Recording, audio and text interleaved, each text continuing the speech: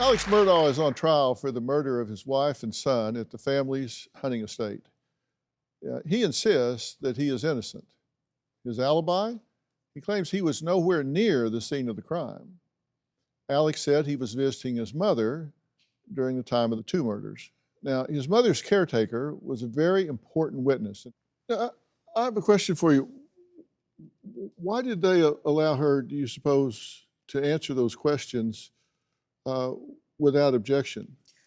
Why did he leave blood in the bedroom? Did he leave blood? Why would they allow her to answer those questions without objection? Well, I have to say, first of all, in this courtroom, they rarely make objections, okay, just from the lawyer's side. Both sides just kind of let lots of evidence in. But one of the arguments I think the prosecution is going to say is that Alex had changed his clothes. He had showered. So by the time he got to his mother's house, that's why he doesn't have any blood on him, right? Because he's showered, he's changed, and he's gone. But I think that Miss Shelley was one of the most powerful witnesses for the prosecution, and I'll tell you why. You can tell how much she adored this family, how much she loved the family, and when she's asked to say something that's going to go contrary to what Alex was saying, she was so emotional, she didn't want to say it. She knew he'd only been there for 15 to 20 minutes. He was saying, I was there to 30 to 40 minutes, which then gives him less time to be hiding evidence or covering up the crime scene. She knew it was so important, she said, that when he told her, oh, no, I was there for 30 to 40 minutes, she actually stopped and called her brother, who was a police chief, to say what had just happened. It was so upsetting to her because she knew that this person, who she thought was a good man, was telling her something that wasn't true and could be very important into proving who did this. It was clearly painful for her to say that. Yeah. And she paused, and then the defense tried to use that to their advantage, of course. But this is the control. This is the control that he's used to it, right? I'm a Murdaugh. For 100 years, we've been controlling everything here. I can get the caretaker for my mother to get on board with my story.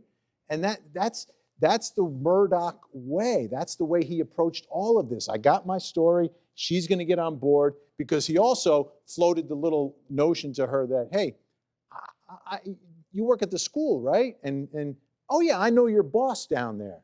So he's now talking about, yeah, I know your boss, you work for me, I can take away all your money, and don't you have a wedding coming up? Weddings can be expensive. They can be, I can help you with that. There's one more tell, Doc, relative to the images from the car as to the extent of his power. That is a huge transgression, where they have him in the front seat of that vehicle. When you have a familial homicide like this, the number one suspect is going to be those intimates that are, who has control, who has opportunity, access, all those things.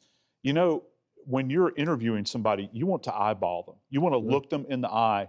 The investigator, the lead investigator, is in the back seat. She's actually putting her hand on his shoulder, and they're not eyeballing him. From a forensic standpoint, you want him downtown. You want to look at his neck. You want to look at his chest, have him take his shirt off, show his hands, all of this stuff. We take photos of people in these circumstances. Why? Why didn't they do it that night with this guy? And I think a lot of it has to go to the fact that it's this family. He was given a pass. You know who else is in the back seat? That's his lawyer. That's his lawyer. His lawyer's in the back seat with the checkered shirt.